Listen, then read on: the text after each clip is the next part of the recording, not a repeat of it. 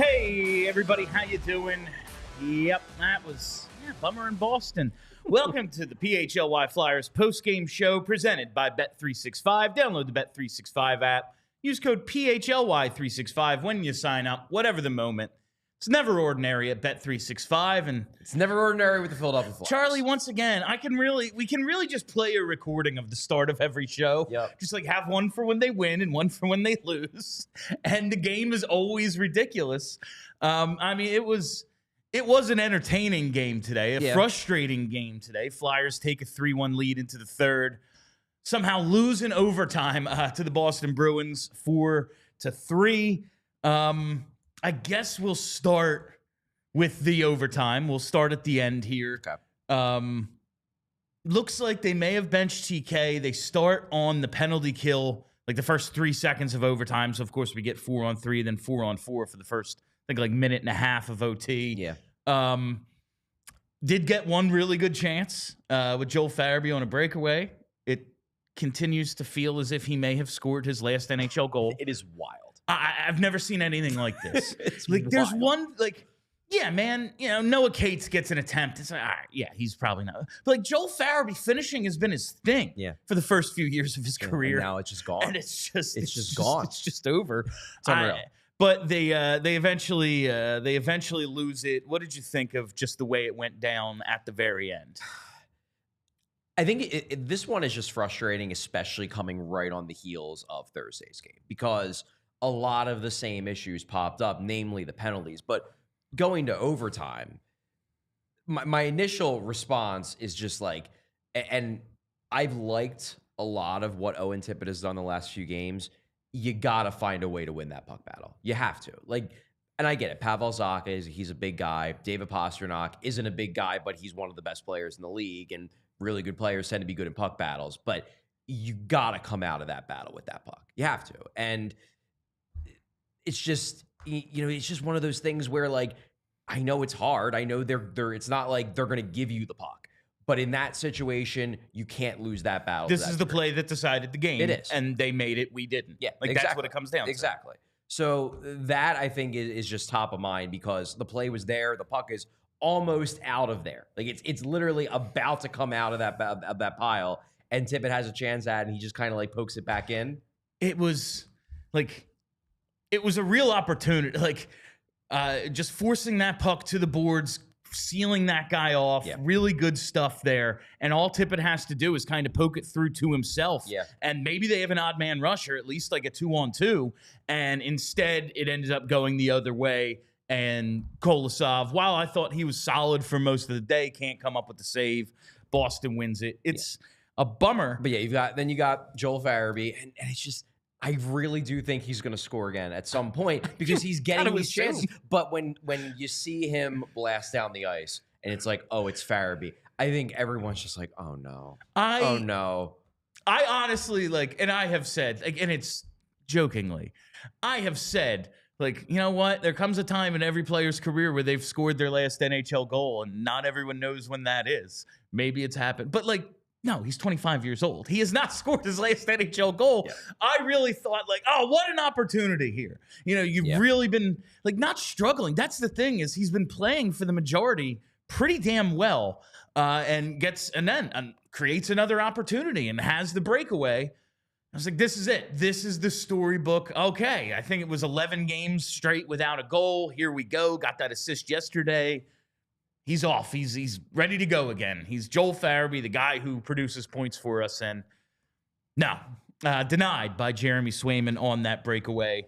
I feel like I'm just starting to feel bad for him. Like, he has to be thinking, like, am I ever going to score again? You know, if I'm joking about it, he's got to be like, this isn't a joke. Yeah. This is starting to get to him. But man, just that's another one.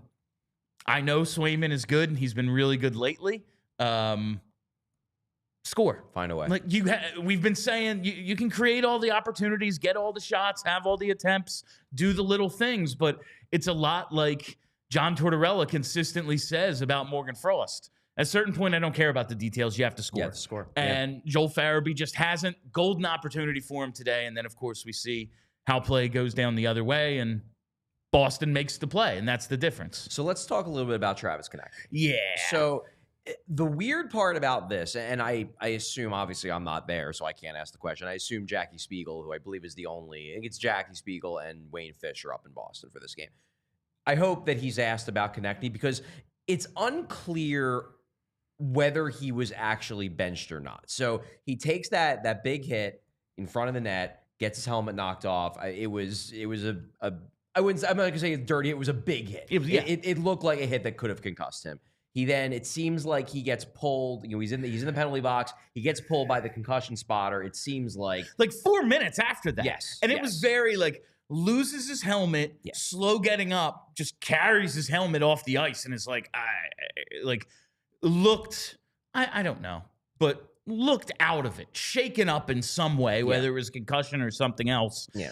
But then he's back. Yeah, and takes a penalty. And when he takes the penalty against McAvoy, then he goes over to the box, and then he's pulled from the game, we assume, for concussion protocol. That would make sense. So then he comes back, but then doesn't play. So it's possible that Torts was frustrated with the penalty and then was like, you're not seeing the ice again. It's also, I guess, possible that Torts didn't want to take the risk because it looks like maybe he got concussed. Although if he passed the concussion spotting test and you have the guy available, you would think you would use him, right? That's maybe the only thing I can think is maybe it wasn't concussion protocol, but because if it's all right, I can't go back in, but I want to be there for the boys. If it's just making something up, a broken wrist or something. Mm-hmm. All right, yeah.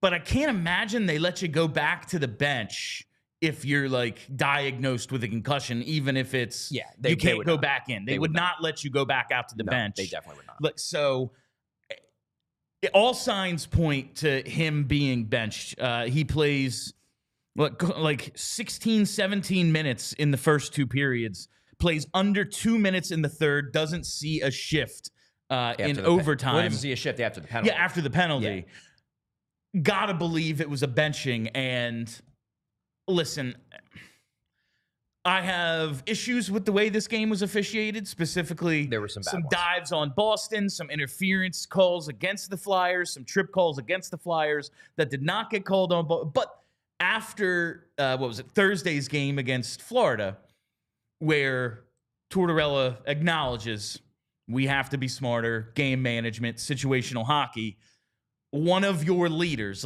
Travis Konecny, one of the guys who sets the tone for this team, does something that was absolutely it's interference. Now, should 5'8" or whatever TK is, 190 pounds, be able to take down that easily and that dramatically one of the biggest, toughest defensemen in the league, and Charlie McAvoy? Well, he's not that big, but he's tough. One of the the strongest, toughest defensemen. Yeah, he is a stable skater. Let's put it that way. That easily? No. But you can't do, in a normal game, that's a blatant interference call. Yeah. You have to probably send a message. I don't have a problem with that benching. Now, maybe in OT, you go, especially starting out on the PK in overtime, hey, it's 4-on-3, and this guy's the ultimate shorthanded weapon. Yeah. Maybe get him out there. He's also made a ton of awesome plays in OT this year to set up or score goals himself. But I understand Tortorella wanting to be I have to nip. We can't keep doing this. As bad as this game was officiated, we can't keep doing this to ourselves. But then here's the thing. And look, if that's the thought process, I at least understand it. However, it clearly didn't work because then with 2 minutes left in the game, your other leader, your actual captain takes a dump. It was the Hathaway penalty, that's a BS penalty. Whatever. That's the officials over officiating the game. Sean Couturier can yell about that penalty. It was a penalty. He tripped the guy. And again, sure, there were some calls that the Flyers should have got that they didn't. And you're that's minimal contact. End of the day, his stick was in the skates, and that's a tripping penalty. Yeah, it's that one was a legitimate trip. Yeah. Then they missed the sealer one, which again, that's an obvious penalty too. It needs to be officiated better, but that doesn't negate the fact that Couturier committed a penalty. And yeah, he's on the back check. He's trying to break up a play. It's a tight game at the end of the third, but you can't do it. Situational hockey. This is now, they were very undisciplined, especially with stick penalties. I thought the first 6-10 games this season. It was a nightly topic on the post game that I brought up. Like 4 penalties tonight, 3 of them just like not moving your feet, stick penalties. Last couple of games again now, discipline is a problem, and it is at least indirectly led to 2 straight losses. And it's not even that it's a problem all the time. It's that it's been a problem in key moments. In clutch times, yeah. Like you need to be smarter. And it would be one thing, like I think to me the frustrating part about it, because again, I'm not gonna rip on Hathaway. That's a whatever. That's Torts, yell all you want, fair. You're in the right. But if the guys taking the penalties are, Bobby Brink, Tyson Forrester, even Michkov, I'm like, all right, they're kids. This is what happens when you play a bunch of young kids, young players on your team. They're going to make these mistakes. They're going to get smarter. When the 2 penalties that are actual penalties that are taken in the third period of this game are by your captain and your alternate captain, who's your best player, something is wrong here in terms of the guys who are setting the standard, not setting a good enough standard in terms of keeping your head on straight. Yeah, and I understand, especially the Coots penalty is just, you have to have control of your stick, and you have to know the situation. Exactly. The whistle is tight. If my stick is somewhere near his skates, even if you didn't actually trip him, which he did, they're going to call it. And you need to be... You just need to be more careful. You need to be more careful. You need to be more careful. You have to. Like the Tippett play. Yeah. Listen, man. Yeah, it's a battle, 50-50 puck. Go win it. They did. Tough, but it's a clutch moment. Couturier, if you're going to stick your stick in there, you better make the play. Yeah. He didn't. Yeah. And it's one of the reasons they lost today, and it's a shame because they've been playing mostly good hockey in these games. Yeah. Against, Boston didn't have the best start, but under Sacco, they were 6-2 coming into this game. Yeah. They've been really good. Jeremy Swayman's been really good, and they beat him a few times. Strong performances against good teams that are in all likelihood heading to the playoffs. I mean, like Florida, maybe pencil them into the East Final right now, as long as they stay healthy. And Boston, history says they're going to the playoffs. You outplayed them for a majority of the last 2 games. 1 out of 4 points. Yeah, 1 point. Looking at the numbers of 5-on-5, the Flyers win in expected goals. They collect 62.45% of the expected goals of 5-on-5. So they outshoot them in terms of shots on goal, 22-14 at 5-on-5. 5-on-5, the Flyers, I think, overall, and the third period got a little dicey because Boston's pushing. Then Boston controlled the play a bit. But overall, Flyers get the better of play at 5-on-5. The big thing that Boston used to rack up all their shots was the power play. Unbelievable. Now, you told me the shot attempts 5-on-5 versus power play, and I couldn't believe what it was for Boston. Well, what it ended with, which is very funny. So Boston at 5-on-5 had 28 shot attempts. Boston on the power play had 28 shot attempts. Now, 6 power plays, so a decent amount of time, to be sure, but still considerably less than half the game. And they equaled the 2. So the Flyers absolutely dominated possession at 5-on-5, but their lack of discipline. Listen, they kill 5 out of 6, pretty good day for the PK, but that limits your time that you can attack. And the thing it really limits that I want to talk about now, Matvei Michkov. Michkov obviously going to get a ton of time on the power play.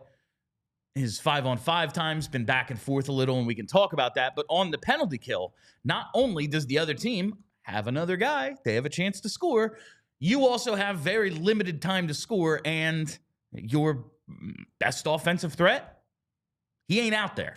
Yeah. That's a tough situation for, this team has 2 dudes that you're like, oh yeah, they can score on any shift. TK and Matvei Michkov.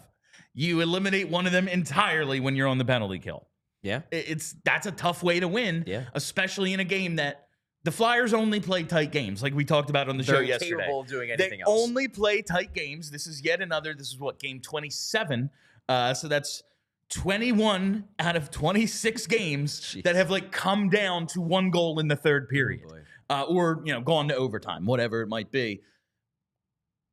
You can't put yourself in this position of how much ice time did Michkov end up with today? 14:39. Yeah.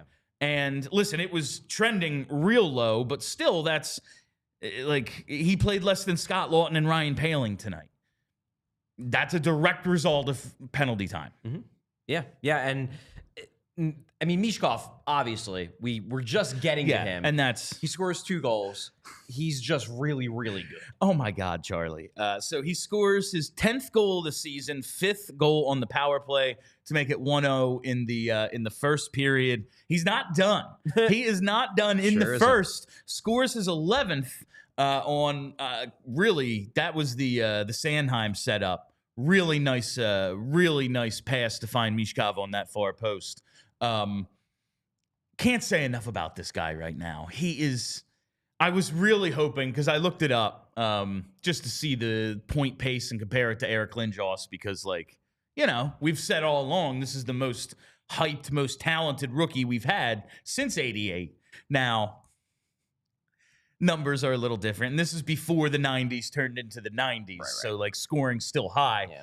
He had 19 goals in his first 25 games. But in that game 25, Eric Lindros scored a hat trick. It was his second career hat trick. He had one like a week before. Of course. But I was like, man, 2 goals in the first period. We have a chance to see a little bit of I love patterns like that. Like 25th game, they both score a hat trick, but was not to be. But we have to shout out one of our regular contributors, one of our regular super chatters yesterday, GaryB. I have a feeling Michkov pots 2 goals versus Boston. Let's go Flyers. Well, GaryB, you were right. Came through in the first period. So way to go, Gary, on that call. But we're getting a lot of comments about the Michkov time on ice. And it was a bigger deal yesterday, I think. Not as much penalty time. And like you see Farabee's. A lot of people were like, how does Farabee, who can't find the back of the net, play more than this teenager? Well, he was on the top line. That's why. And that's what I said yesterday. Like, one plays with Couturier, one plays with Frost. Who do you want out there more? Now, can you figure out a way to even that out? Maybe. But what do you think of this? Because to start the year, I mean, Torts was really leaning on Matvei Michkov. First 9 games, averaged over 19 minutes, 19-15. Since then, he's been under 16 minutes. He had a little run there at the end of November where he's getting some more ice time. But for the most part, he's been in that like 15-minute range. Boston, a very physical team. We've talked before about like maybe Mish not the best at dealing. I mean, not a knock on him. He's a 19-year-old adjusting to the NHL. He's adjusting pretty damn well. But there's a lot that's really hard about the NHL, and the schedule is part of it. Like, it's the front end of a back-to-back. You're going to want him tomorrow to ready to go too, because, again, he's one of 2 guys on this team that can score. Maybe you're not, like, limiting his time, but just kind of trying to manage how much of a workload. Like, it's not a negative. It's just kind of like, how much can we put on this kid? He already has the weight of the franchise on him. Like, they can say he's not our savior, but he freaking is. I'm wearing a hoodie that's dedicated to him. Yeah. I'm 36. He's 19. Like, like, it's the weight of the franchise is on this kid. Mm-hmm. How, like, do we need to give him 20 minutes a night? And honestly, I don't think you do. But a game like this, maybe get him more than 14 minutes? I think there's probably 2 reasons why he's not getting a ton of ice time. The first reason speaks to what you're saying, is that maybe they feel like in the beginning part of the year, they put a little too much on him, a little too fast. I think he is a hard worker.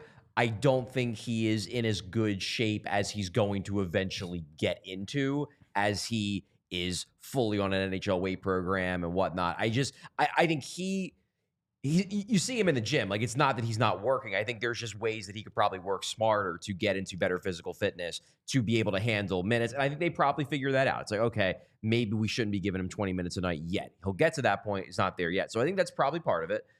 I think a bigger reason, though, truthfully, is just the line he's on. John Tortorella, understandably, does not trust Morgan Frost. Yeah. He doesn't. No. And Michkov happens to be on the Morgan Frost line. So there are going to be times in the game where Tortorella, probably in the heat of the moment, he isn't thinking, I can't give Michkov this shift. He's thinking, I can't give Frost this shift. And Michkov is getting hurt a little bit, because you look at it, okay, last 3 games, Michkov has 7 points. And in each of those games, he's in the 14 Under minute. 15 minutes. He's in the 14-minute range. I really think a lot of that is Frost. And again, we talked about this. Like, that's going to stay a problem. The center thing is a problem because Frost makes the most sense as a Michkov center. He does, because he's the most offensively skilled center they have, and it means that they can keep Michkov away from the toughest 5-on-5 matchups because Couturier is getting them. However, Morgan Frost is not playing that well. He had a couple good games when he came back, and now he's back to kind of being invisible again, and Tort sees it. The ideal would be if Frost is playing well, then you can give his line that has Michkov on it, 18, 19 minutes. I just don't think Tortorella feels like he can, but he also doesn't feel like Michkov is ready to get the tough matchups with Couturier. So this is kind of what happens. Yeah, I think that's what's going on here. I think it's very telling. Like in pregame and yesterday, we're talking about, hey, we're finally starting to see some chemistry with Mish and Tippett. Whose name we haven't said in like 3 days, which is maybe a record for since he's become a Flyer. Morgan Frost. He hasn't done much. He hasn't been doing really anything at all. Yeah. And I can't blame the coach for that. Now, like we see yesterday, Tippett gets bumped up to the bumped up at least for a shift to the top line. I think maybe Farabee coming out of the box or something got messed up, so he was there. Got a few shifts with that line. But it's like, oh, left winger for left winger. Right. Today, you bench Konecny. We know that they're both exclusively right wingers. That's why they're not playing together. Moved them up, Opportunity to move them up? Yeah, it's a really good point. But we see Tippett on that line. Yeah, but then they move Tippett up again because he can play both left wing and right wing, obviously. But it's a fair point. I really do think a lot of it, though, is that they are, Torts has kind of endearingly called Michkov's 5-on-5 defensive work a gong show. I just don't think they trust Michkov in that first line role, regularly facing off against David Pastrnak. Like, I just don't think they're there yet. I think that's what it boils down to. And as frustrating as that is for us, because we're like, he scored 2 goals, you also don't want to put that sort of defensive responsibility on him if he's not ready for it, because that leads to, like, maybe he loses a little bit of confidence. Now, he's a confident kid. I don't think he's losing confidence. I just, it exposes him a little. I think that's that's a better way to put it. Yeah. Like, you don't need that. Yeah. Again, it's frustrating when they lose a game like this. But what have they told us for 2 years now? Results don't matter. Yeah. Results of the game. Results of the individual games. Like the individual games, where they are in the standings, that is not the priority. Bringing the players along so that they can be a part of this 3 years from now when they're good. Yeah. That's the priority. Yeah. I get it. It is just like, man, his points per 60 gotta be insane. What if we gave him more time? He'd probably score more. It's just, that's the way it feels right now. And hey, before we go any further, I got to tell you about our friends at TrueMark Financial. This is a funny after this topic. We all know how hard it is to win without proper coaching. And if you've got kids, TrueMark has the ultimate playbook for teaching financial responsibility with a free Greenlight account. The Greenlight app is changing the game, helping kids and teens learn how to earn, save, and spend wisely. They can set up savings goals, track their spending, and even get an allowance all right there in the Greenlight app. And here's the really cool part. Each kid gets their own debit card so they can make purchases and learn real-world money skills while you stay in control from your phone. Get peace of mind, and they get the freedom to make smart decisions with their money. It's like coaching your kid through their very own financial game. And for TrueMark Financial Credit members, it's free.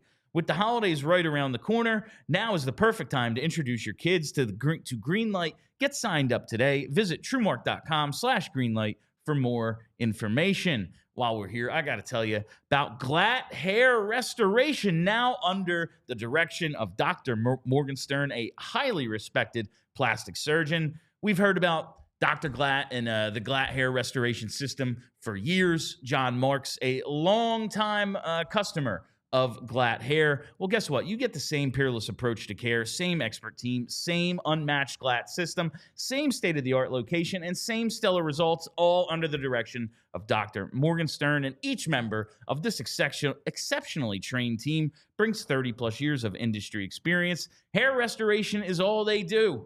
From laser light therapy, non-invasive TEG treatment, vitamin supplements, topical and topical and oral medications, PRP and stem cell research, hair restoration, whatever it is, you got to check out Glatt today because bald is now optional. And if you want to improve how you look and how you feel about yourself, Glatt Hair has the right treatment for you. Regain your confidence. Visit glatthairmctr.com or call 610-980-4000 to get started today. So before we get back into the our planned show, sounds like John Tortorella had a very vocal post-game press conference. I will read the number one. Apparently, according to the people in the chat, I haven't seen this on Twitter yet, but according to the people in the chat, he confirmed that he did bench Travis Konecny for being undisciplined. So understandable. This was not a being careful. That was a message he was sending to TK. Clearly, it wasn't received by Sean Couturier, but in any case, that was a message being sent to TK for not being disciplined enough. Then, before apparently he was even asked a question, he says, "Yeah, let me start. One thing I teach my team to do is not dive. Maybe I should start teaching them that. The way this has gone here, the way this shit goes on, maybe I should start teaching them how to dive." That was from Jackie Spiegel of the Inquirer. Honestly, thank you, Torts. Maybe TK went down a little light on the initial of what was like 4 penalties McAvoy committed on him in one segment. But again, Charlie McAvoy, one of the toughest, strongest defensemen in the league, and he swung his stick at his legs. If his intent was to not knock him down, I really don't know what his intent was. Then he gets up, hits him in the face. Then he just kind of cross-checks him 3 times and lays on him.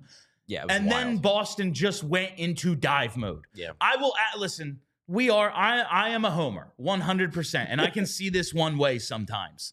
That game was officiated like a joke. The Flyers need to be more disciplined. They did commit some stupid penalties and some poorly timed penalties. But the 6-2 difference in penalty calls was 100% the officials allowing and encouraging Boston to dive. Yeah. No doubt. It was blatantly obvious. And the fact that John Tortorella had no problem saying it, great. That's what he's supposed to do. He went out and stuck up for his team. He can call out Travis Konecny and be like, you got to be more disciplined. I'm benching you 100%. But also, he stuck up for his team here, and that's what he gets paid to do. I think one of the big problems with the officiating in this game, this is from watching on TV. Obviously, I wasn't in the arena. It seemed like the officials were letting Boston's complaining affect them. 100%. Because you saw it in the first period where Cam York gets away with a penalty, and then what happens? 2 shifts later, he gets called for a weak penalty that was so obviously a makeup call. Same thing where, McAvoy trips Michkov, and the entire Boston bench, you have the morons on Twitter screaming, they're all Boston fans. Oh, he's diving. He's diving. I guarantee the entire Boston bench is screaming, that was a dive. And it seemed like the officials let that affect them. Yeah. And it was like, okay, well, now we got to make it up to you. We're sorry. It's like, no, just do your job. Don't let their complaining affect you.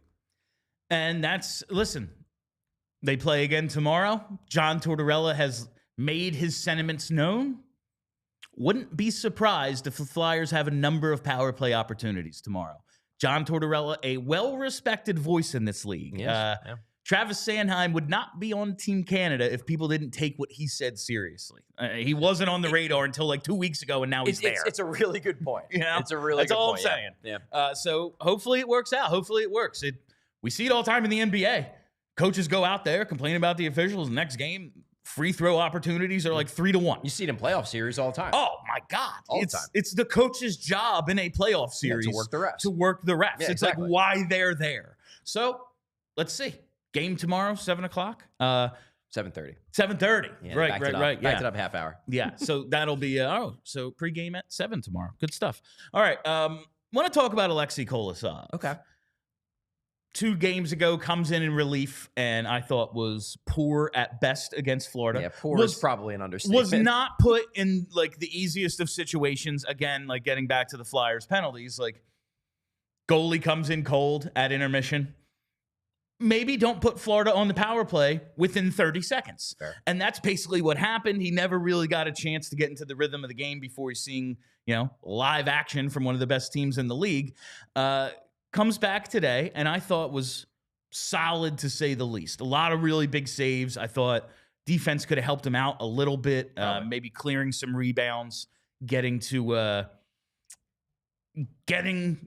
tightening up on the PK. I realized they killed, 4 of the 5 or 5 of the 6, but probably could have been a little tighter. He had to come up with a lot of cross-ice saves and stuff. I liked what I saw for the most part out of Aleksei Kolosov today. Yeah, I don't think he was amazing. No. But he was good. He was good, somewhere between good and very good. He was a lot of what we've seen out of him. Great flashes. Yeah. Fine.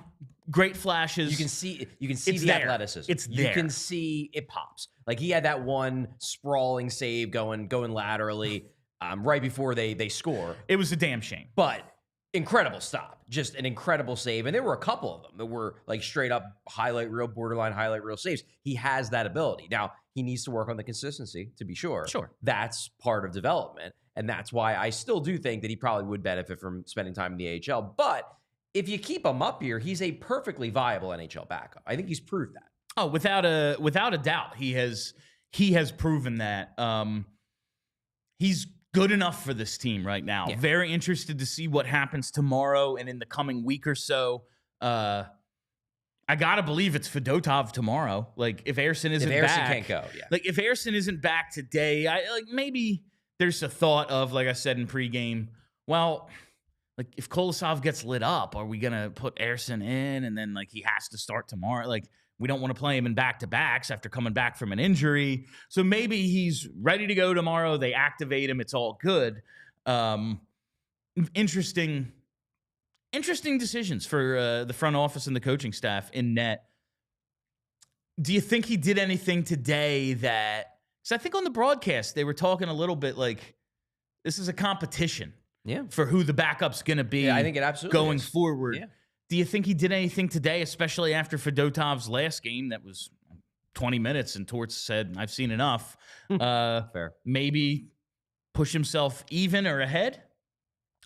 Maybe, because as we talked about in pregame, I said, yeah, Fedotov wasn't great in the first period. He didn't look terribly sharp. However, if Sam Ersson delivers that first period, he doesn't get pulled. Yeah, he stays. Because they just have more confidence in him. And it showed that Tortorella does not have a ton of confidence in Ivan Fedotov, even though for the last month or so, he's been pretty solid.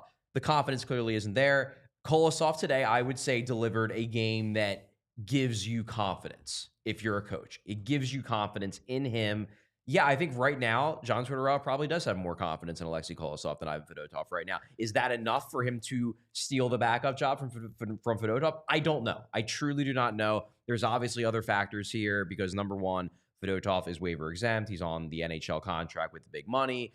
Kolosov is theoretically able to go down without passing through waivers and without risking losing him, but you might lose him to the KHL if you do it. So there's a lot of variables in here. But if we're purely talking about who John Tortorella seems to trust more right now, I think it's Aleksei Kolosov, yeah. Let us not forget, prior to that Tampa game, where Fedotov was excellent, wins in the shootout against Vasilevsky, it was like that was an emergency start basically for Kolosov. Yeah, they did not want to play him. It was very much, we're giving Coley a look right now. Yep. Like that was the quote. Yep. His confidence in Fedotov was zero. Non-existent. Was non-existent. Yeah. And it was, we're not moving on, but until we have to play him, we ain't gonna. And it happened almost immediately. Yep. And then Fedotov went on a nice run of play. He forced himself back into the conversation. And then Ersson got hurt too. And then Ersson got hurt. And it's like, well, we only have these two guys, so we have to play them. And Fedotov, a nice performance in this stretch. But as soon as he played poorly, it was Kolosov's coming in the second period, Kolosov starting the next game. Yeah, yeah. I think in the front office's mind, Fedotov is still the number 2. I don't know if that's the case in the coach's mind. It's very fair. That's just what I'm looking at right now. Charlie, we need to talk about Travis Sanheim and some really good. He's really good. Some man. really good really social media fun we've seen over the last couple of days. Okay. First, Jay Fresh. Yeah. He's Pittsburgh based, right? Yeah. Yeah, I think he's a Penguins Pittsburgh based. He's an analytics guy. Yeah, analytics guy. Yeah. When the Four Nations rosters get announced, he tweets the one pick for Canada that does actually kind of confuse me is Sanheim. He's a good player, and he's having a good year playing a lot of minutes, but I wouldn't consider him an amazing defender. He's not that physical, etc. What am I missing other than not a lot of great lefty options? Farabee quotes him and says, watch a game, which is good. I love when players do this stuff. So today, Travis Sanheim picks up 2 assists to get him to 200 career points for the Flyers. And the Flyers just tweet, watch a game. Watch a game. With the 200 career points Sanheim graphic. That's good. That's some good content. Great stuff by the Flyers social media admin. Unfortunately, they lose, but you still get to have some fun on social media. Not? But I want to, so really nice feed on the second Michkov goal. He pinches down on a Boston clear attempt to keep the possession alive, and then real quick gets it over to Michkov on the far post for the backdoor slam dunk. And then on the Cam York goal to make it 3-1, carries the puck in, gets it back. He's behind the net and finds York cutting in, make it 3-1. Like, I've always said, I need Travis Sanheim to provide some offense. Well, that's what he's doing now. Like, he's doing, and it hasn't hindered his defensive game. Listen, he's not perfect. And that's why I say, yeah, probably a top pair, maybe not a number one. There are some failed clear attempts. There are some holes in a game. He is not a superstar. Yeah. But for this team, it's hard to make an argument anyone is outside of like Michkov is playing at a higher level than Travis Sanheim at this very moment. Yeah, I mean, we're obviously going to get into 3 stars later on in the show, but I will spoil it. Like, I thought Travis Sanheim was the best player on the ice today. I thought he was the best player out there. He gets nearly 27 minutes, gets 2 big assists, both on really, really good plays, especially the Michkov one, which was just like, you know how we were talking about how that one goal that that Owen Tippett scored, like that was more on the pass. Yeah, it was a good play by Michkov because he does that wide circle to put himself in the position, but the pass was the goal. That pass was unreal, especially like Misha's pass to Farabee, like. Yeah, Farabee did everything he could not to dunk that home, and then somehow it bounces across the crease and Forster gets it. Like, getting that pass to Mish, it's a goal. Yeah. That's a goal. Yeah. I don't care what the XG on it, it's 100%. Yeah. And, it was all him getting it over there. And it was almost as impressive as that, 60-footer that Mish sent over to Farabee in the last game. Like, cuts the puck down on the clear attempt, and right away, one touch gets it over to Mish, and he's on the back door. He is so good at getting lost. Michkov, it's a skill. It's a skill. Yeah, he is in camouflage out there, and then suddenly he's on the back door. It's just the heat. It turns on in here sometimes. Oh, okay. I have I've lost it a couple times where it's been scared the crap out of me. But yeah, it just clicks on every now and then. Fair enough. But yeah, Sanheim, really solid game today, and I can't believe it, but surplus value now. He is really that good at this point. Yeah, he's playing great, and I don't know. It's really fun to watch him because I'm happy for him. What's funny about, because going back to that Jay Fresh initial tweet, it's very funny reading that criticism because even a year ago, definitely 2 years ago, for the longest time, every Flyers fan would have shared that critique. Yep. That, he's not very good defensively. He's not very physical, despite the fact that he's a big guy. That would have been echoed by every single Flyers fan on Twitter. Now you read it and you're just like, man, you just don't get it because you haven't watched him. It's not even maybe Jay Fresh has watched him, but he just hasn't watched him enough this year. Yeah. Because this version of Travis Sanheim, that is not accurate. The version of Travis Sanheim from 3-4 years ago, absolutely 100% accurate. That was my opinion of Travis Sanheim a week into this season.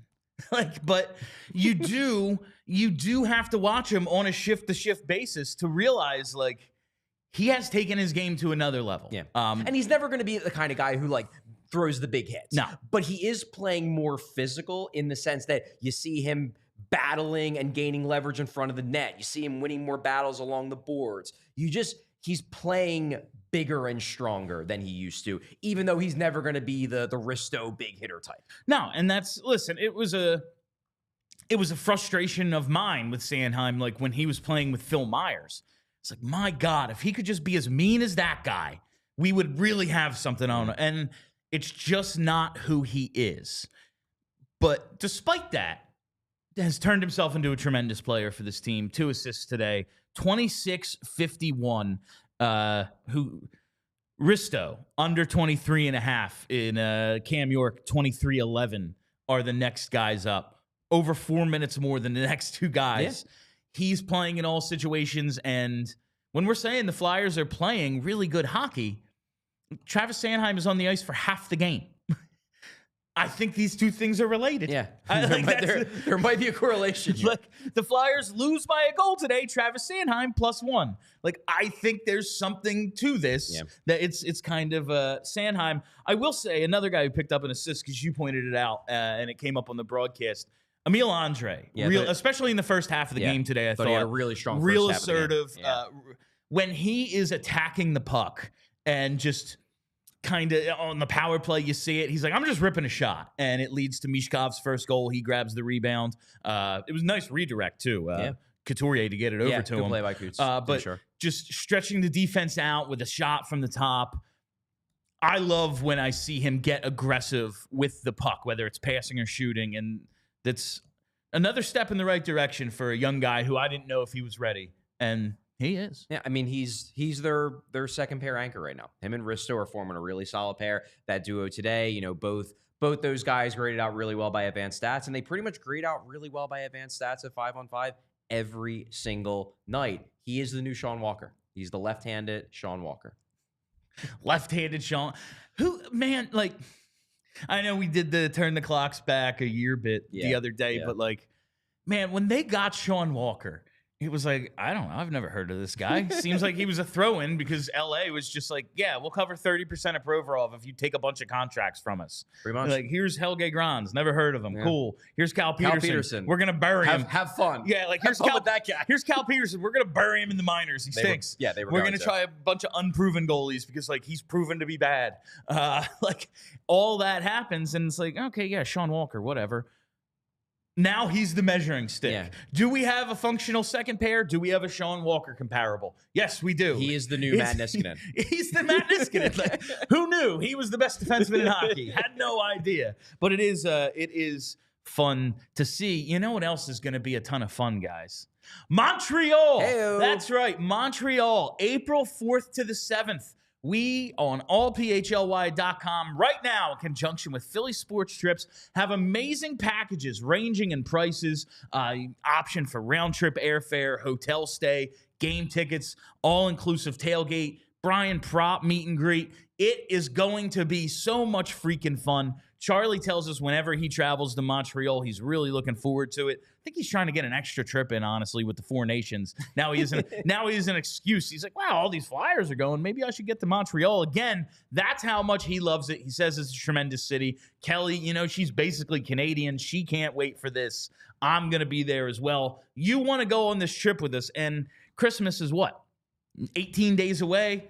What better gift for the Flyers fan in your life? Or let's be honest, treat yourself. Yeah, for yourself. You deserve it. Yeah. You deserve it. Well, what you could do is you could buy 2 tickets and be like, hey, I got us a trip. Yeah. I'm going too, obviously. Obviously, I'm going, and you are as well. Who doesn't want to go to Montreal? Check it out, allphly.com right now in conjunction with Philly Sports Trips. It is going to be so much fun.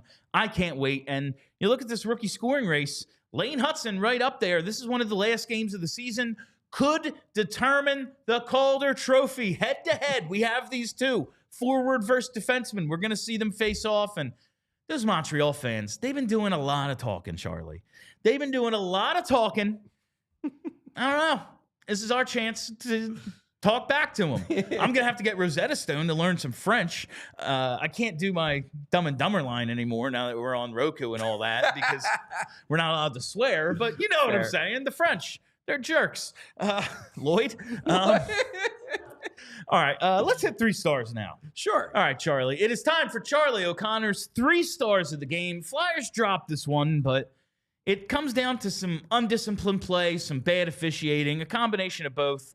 They lose in overtime, but still, Charlie O'Connor's 3 stars. Hit us with star number 3. Yeah, star number 3, I'm going to go with Michkov. 2 goals, obviously. He's an amazing, amazing player. And this is him at 19. It's a real bummer. It's a real bummer that he didn't really get an opportunity in overtime to get that 4th OT game winner. One more. He's got one more chance tomorrow, and it's the Flyers, so they'll probably go in overtime again. Why wouldn't tomorrow's game go to overtime? Sunday night, 7:30. Kelly is going to be on Postgame. Like, this has all. If JP was here, it would be a guaranteed auto bet. I think every postgame JP's done has gone to overtime. Really? It's been. I mean, they go to overtime like every other night, Yeah, so fair. it's not a shock.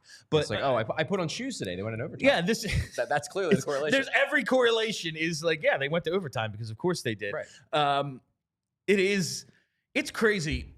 He could set the teenage record on the eve of turning 20. And the overtime goal record for rookies is 4. It's 4, yeah. He could tie the record 26 games into his career. Like Cole Caulfield did it between 2 seasons. Shane Gostisbehere, the most electric rookie season we've seen, that we've been at least cognizant for. Yeah. He had 4. Those 2 have the record. Tomorrow's his chance to do it as a teenager. He's got that flair for the dramatic. He sure does. He sure does. So maybe star number 3, Matvei Michkov. Yeah, I thought he had a good game. Obviously, a great first period, and probably should be getting more ice time. Listen, I have reasons to understand why he's not playing as much as we want him to, but at the same time, he's the main character. You know what I didn't like in Breaking Bad when anybody but Walter or Jesse was on the screen. Okay. In The Sopranos, when Tony's not there, I'm like, all right, let's get back to Tony. Not really in this. Let's get back to Tony. Yeah. Matvei Michkov's the main character. Okay. I could use a couple more. Couple more Michkov Listen, minutes. Travis Konecny led all forwards with 17:36, and that's with like a minute and a half in the third period. Yeah. He doesn't need to play 22 minutes. It's fair. 16, 17? We can do that. Yeah. All right, Charlie. Star number 2. Star number 2, I will go with Boston's Trent Frederick. Had 2 goals. He had the big one. The really big one was the one, not the one that ties the game, but the one that cuts it to 1 to begin the third period. It seemed like the Flyers were going to cruise, and that goal suddenly it changed the entire game because then it's one mistake, 1 penalty, whatever. It's a tie game. And it's the Flyers, so you knew, okay, well, if there's a chance to go to overtime, it's going to go to overtime. If you're telling me one thing could turn this into a chaotic game, the Flyers are going to do 4 things. They're going to find a way. Just one mistake. No, how about we make 5? Amazing. And that's really what it came down to. All right, Chuck, hit us with today's first star of the game. First star of the game, I hinted at it earlier. I think Travis Sanheim was the best player on the ice today. Obviously has 2 assists. That 1 pass on the Michkov goal was unreal. The play on the York goal was good too. You know, he's below the goal line, loops around, nice pass up to York to get him in a scoring position. He had a really good game. The numbers, looking at his expected goals for percentage, tops on the team 83.83%. 83%. Yep. 84%. Yeah, pretty much. 84%. He was really, really good. Just controlled the game when he was on the ice. And, he only played 27 minutes. That's it. Just a little. In a game the Flyers got outshot 31-26. He's at 84%. Yeah, it's wild. That's asinine. Yeah. Honestly, that's absolutely freaking ridiculous. When he was on the ice at even strength, the Flyers won the shots on goal battle 13-5. 13 to 5. 13 to 5. Travis Sanheim was very, very good in this game. He is my number 1 star. It's a bummer that, he doesn't get rewarded with a win because he certainly deserved it. I think a lot of guys, whether it's Kolosov, Sanheim, Michkov, deserve better results today. I would agree with that. Their play wins you a game. Yes, agreed. And it just couldn't quite close it out today. But as we say all the time, this is the point of rebuilding this way. Taking these lumps, learning these lessons. It would be nice, though, if in consecutive games they didn't have to learn the same lesson. Yeah. You gotta learn it at least temporarily. And I don't think that this is, speaking specifically to Travis Konecny and Sean Couturier, I don't think that they have a problem. No. I don't think that this is just what they do. Sean Couturier is one of the smartest hockey players I've ever covered. And Travis Konecny, he's chaotic, but that's a good thing usually. It's what creates. Yeah. You have to take the good and bad with TK. Exactly. Because that's what allows him to be a 30-goal scorer. Yes. Sean Couturier, he's trying to make a defensive play and his stick gets caught in the skates. Yeah. You just got to be better. You just got to not do it. That's the thing. Like, it's not that I think that there is something inherently wrong with them, but you can't do it. You just can't do it in these situations. And it's especially magnified because now it's 2 straight games where they've basically given away a game. All right. Before we wrap up today's show with Super Chats, we got to choose to chill. You know, John Tortorella had absolutely no chill. Zero chill in his post game. And honestly, I think that deserves an ice cold Coors Light as well. This game gave us plenty of reason to be fired up, whether it's the officiating, whether it's the Flyers play, whether it's Matvei Michkov with a couple of goals in the first period. Let's celebrate, and let's celebrate with an ice cold Coors Light because, yeah, we're going to freak out about a lot of the stuff that happened today, but honestly, 39 is a Flyer, and that is a reason to find the Blue Mountains in your fridge and enjoy a beer as cold as the Rockies, because when everything surrounding your favorite hockey team is on fire, or maybe it isn't, you just got to chill. So make the most out of times you choose to chill. Choose Coors Light. Get Coors Light delivered straight to your door or find a store near you by going to CoorsLight.com/PHLY hockey. Celebrate responsibly. Coors Brewing Company, Golden, Colorado. And honestly, when your choices are like a big home project or choosing to chill, choose chill and have CJAM Construction complete that big home project for you. Yeah. Family owned. Drink some Coors Light while they're doing all the work. Drink some Coors Light. Just like, be the foreman. Just keep an eye. Exactly. They don't need it. You can choose to chill and have CJAM Construction, the family-owned home remodeler specializing in decks, bathrooms, and floorings, complete that bid project for you. Their goal is to help their clients alleviate the challenges and frustrations that come with home remodeling. And right now, they have an awesome giveaway benefiting the Children's Hospital of Philadelphia. From right now through December 20th, an online raffle for a chance to win a Yeti cooler and a Kelly Green Saquon Barkley jersey. So they want you to choose to chill as well. Fill that Yeti with some Coors Light, and then maybe rock that Kelly Green Barkley jersey. All proceeds from the raffle will go towards CHOP online toy drive. Raffle tickets are $10 a piece. There's no limit in the amount a person can donate in one shot. The winner will be chosen on December 21st, and people can enter by going to cjamconstruction.com/toy drive.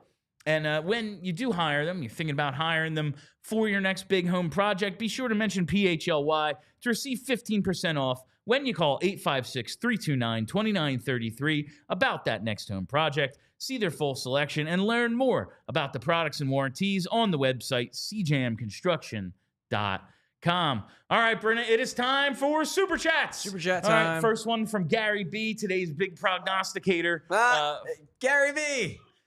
F, my prediction about Michkov was right, though. Yeah, man, I really hope you bet that. Like, Bet365, you can always bet multi-goal scores. That's one of the pregame options. Get in on that. I hope you benefited because, well, we did hit the over today, so that was nice. But I think Farabee fell short of his shot total for the first time in like 3 weeks. Oh, he ended up with 3. Yeah, all right, you won the bet. At least we hit both bets. I thought that it was that breakaway that got you. I thought that breakaway was only number 2, but it was his 3rd shot. So we hit on both today. Hey-o. So, all right, everyone coming through, me and GaryB. But that was a hell of a prediction, GaryB. Good stuff there. All right, let's go to, what does this say? Joseph Saporito. There we go. Not saying the refs cost us the game, but they were brutal. Yeah, it was. They were bad. It was a combination. Yeah. Like, some of the penalties the Flyers took were obvious penalties. My bigger issue is the stuff that didn't get called on Boston. Like, I think it was the game tying goal, like a spear basically on Zamula. Yeah. Like, that just doesn't get called. And then miss it. And then the lightest infractions imaginable against the Flyers are like, oh, we must call this. And then the obvious penalty taken, well, not taken because they didn't call it, the one on Sealer near the end. Yeah. Like, come on. Sealer gets tripped up, nothing with Boston already on the power play. Yeah. Like, you go back to the last game, like, yeah, that interference on Bobby Brink was a killer with the Flyers on the power play negates, but like, you know, it happened and they called it. Today, game on the line. One gets called, one doesn't. Yeah. It's very, very frustrating. The Flyers, especially guys like TK and Sean Couturier, need to be much more disciplined. But also, that was ridiculous. That was a ridiculously officiated game. It makes that Lawton penalty the other night, honestly, like, I don't know, they did collide. It was, I guess, interference. Sort of like it's just like these weren't penalties and you called them. It was an incredibly frustrating game in terms of the officiating. Indeed. All right, Obi-Wan. Oh no, JH first. Let's hit this JH. Great show. Here's some cash for Charlie O'Bougie. So bougie. Charlie doesn't maybe know that when he's not here, like when we had the big T-shirt sale, I was like, we have to keep Charlie in diamonds and furs. Right. He flies to all these games first class. Yeah, and then I come on the show and I'm talking about being in Spirit Airlines. He stays in these 5-star hotels. Like he had a party at his house last night. You should see the mansion Charlie lives in. We need to keep his lifestyle up here, man. You know, it's real high. I live a perfectly fine life. Charlie, Bill just might be exaggerating a bit. Charlie is a very, very normal guy most of the time. But yeah, Charlie O'Bougie. Listen, if it gets us $2 from JH, we got to keep the bit going, I guess. Every little bit helps. Every little bit helps. I have no idea where the super chats go, by the way. I'm sure they indirectly pay me, but I don't know. I've never asked. From Obi-Wan, Viva la France. Listen, I'm sure the French in France are perfectly fine people. The fake ones, the chillbillies in Montreal pretended to be French, though. Oh, man. Like, come on. What are you pretending to be out in Quebec? Quebec? What are we doing? I am just the least cultured person on the planet. Like, I know nothing that isn't, like, the Delaware Valley to the Jersey Shore. I know of nothing outside of that. And that's why we love you, Bill. And listen, authentic. It's why I'm the perfect voice of these fans. You know, we have Charlie O'Bougie, and we have a guy who's not from Delco who has a Delco accent. I don't know how I started talking. Like, both of my parents are from Washington Township. I don't know why I sound this way. I just do. I just do. All right, and this final one here. I can't read this one even. Via negativa. Every other shot of TK, he's reeling and wincing in pain with different body parts. Does he have multiple injuries, or is that just a face he likes to make? I think the answer is probably yes. Like, he is a very expressive person. Yeah, and he makes a lot of weird faces. It's quite entertaining to watch him. That said, I do think he is banged up. You opined about this a few shows ago. Yeah. It felt like he's dealing with something. Yes. And now it might be multiple things. And now, like, we talked about it during the game. He took a freaking beating today. Yeah, listen, I understand. He needs to not take that penalty against McAvoy. Like, just don't do it. Yeah. You know the way the whistle, you know the way the game was being called. You know the whistle was not in your favor. You need to not do that. But he took that big hit along the boards. He got messed up in front of that, gets his helmet knocked off, eventually like goes and gets tested for a concussion that I assume he doesn't have. Yeah, I guess he got cleared. The idea that he didn't get pulled right away and was allowed to take a shift after that was insane to me. Yeah. But after he goes to the box, like, well, if we're losing him anyway, I guess we might as well test him. But again, Torts confirms he was benched. They can't afford to lose TK for like a game. I get why he's gutting it out. He is 100%, whether he's hurt or he's injured, I don't know. Right. But he's dealing with something. It's blatantly obvious. He's been spending a lot of time, really since like the first couple weeks of the year, he's been spending a lot of time after games getting treatment. It just tells me that, like, and I don't think he is like playing through something super serious. No, I don't think he's got like 4 broken ribs. Exactly. But he does seem like he's probably a bit banged up and he's having to get treatment to continue to play every game. You know, I was just thinking, and I was like, and he feels like he might be on a little bit of a cold streak. He picked up an assist today, nothing against Florida. Assist a couple of games ago, had the 2 goals against the Rangers. He has like no points in 2 of the last like 8 games. Well, that's the thing. Like he contributes no matter what. Yeah, even if he's at 80%, you still should play him if it's not going to. If you're not risking him getting more injured, which, I mean, it's hockey, you're always risking getting more injured, but you know what I mean. Yeah. If it's not like, oh well, if he takes a shot in the wrong place, he's going to be out for the year. Yeah, you sit him. But if he can play at 80%, you play him because he's still real good. He's been playing, like you've said, we've requested TK a few times, and it's like, well, he's in the trainer's room or he's late. Yeah. 31 points in 27 games. Like, It's not bad. still no center. Still no center. Like, Sean Couturier has been performing admirably. Yeah. Absolutely. Couturier looks like a very, very solid middle six center. Yeah. A fine 2C. He would be a great 3C. That is what he is right now. It's just he's the 1C because the Flyers don't have a 1C. Yeah. All right. And before we wrap up, just want to say we appreciate those of you watching on TV. Head over to allphly.com for more of the show. And honestly, there's not any more of the show left. That is all the time we have for you on the PHLY Flyers postgame show presented by Bet365. Download the Bet365 app. Use code PHLY365 when you sign up. Whatever the moment, it's never ordinary at Bet365. Make sure you tune in tomorrow for postgame. Pre-game starting at 7, post-game immediately after. It'll be me and Kelly. Charlie will be checking in post from the Wells Fargo Center. Tune in, follow the podcast. Wherever you get those, just search PHLY Flyers and follow us on Twitter at PHLY_Flyers. Did those backwards. It was very odd. All right, until tomorrow, my name is Bill Matz. That is Charlie O'Connor. Let's go Flyers. We all silly like the mayor.